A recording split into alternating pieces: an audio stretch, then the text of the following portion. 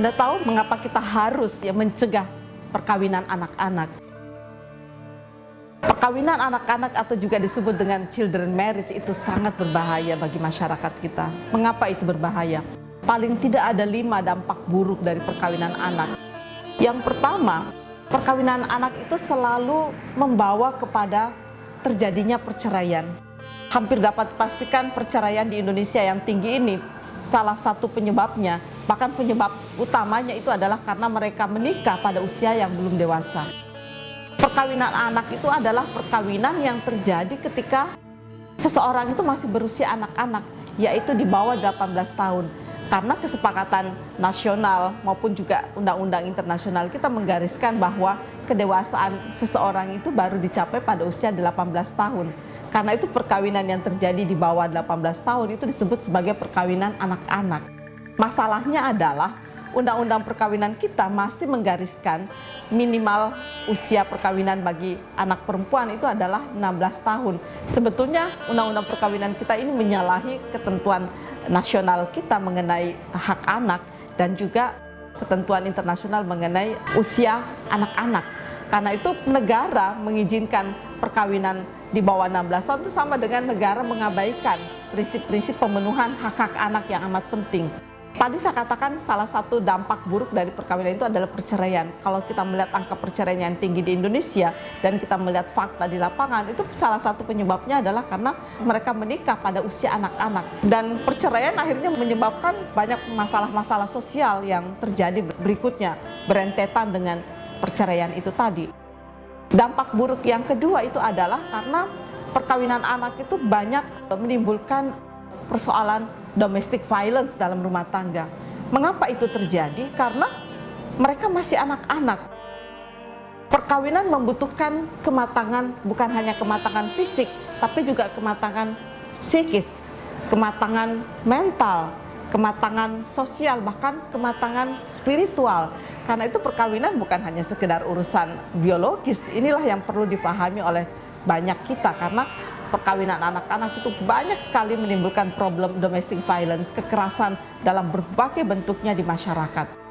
Dan yang ketiga, perkawinan anak itu menyebabkan terjadinya problem-problem sosial seperti HIV/AIDS, kekerasan seksual dan sebagainya, karena mereka belum tahu terkait dengan apa itu hak-hak seksual dan bagaimana memenuhi hak-hak seksualitas dalam kehidupan manusia. Ini juga banyak sekali problem.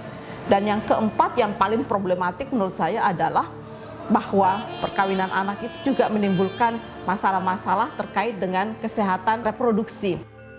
Ini kasus-kasus yang terjadi di masyarakat ini sungguh luar biasa, bagaimana anak-anak, terutama anak perempuan yang belum dewasa secara fisik itu juga menghadapi problem dalam kehidupan rumah tangga adalah terkait dengan penggunaan organ-organ reproduksinya itu. Mengapa? Karena usia anak itu masih usia yang belum dewasa dan itu diikuti juga dengan ketidakdewasaan atau ketidakmatangan organ-organ reproduksinya.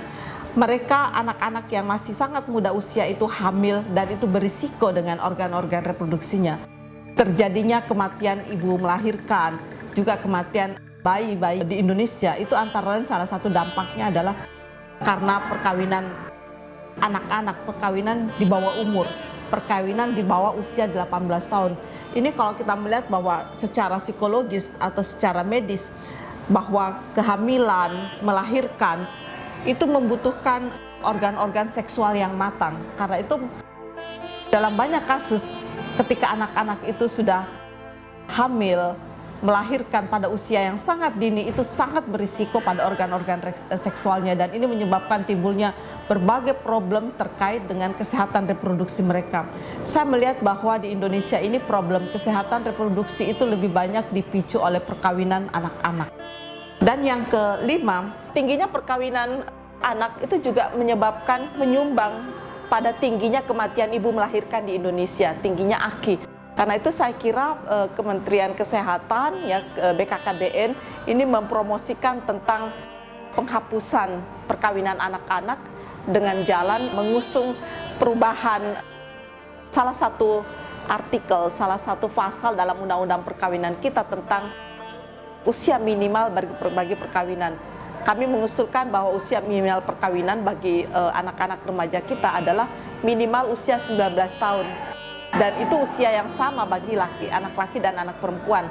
Bahkan satu survei yang dibuat oleh UIN tahun 2005 menjelaskan bahwa usia ideal perkawinan itu adalah 21 tahun. Karena itu, apa yang harus dilakukan oleh pemerintah dalam hal ini adalah bagaimana membuat pendidikan gratis itu terjangkau oleh semua pihak. Sehingga tidak ada anak-anak, baik anak laki maupun anak perempuan, yang putus sekolah dan putus pendidikan di tengah jalan.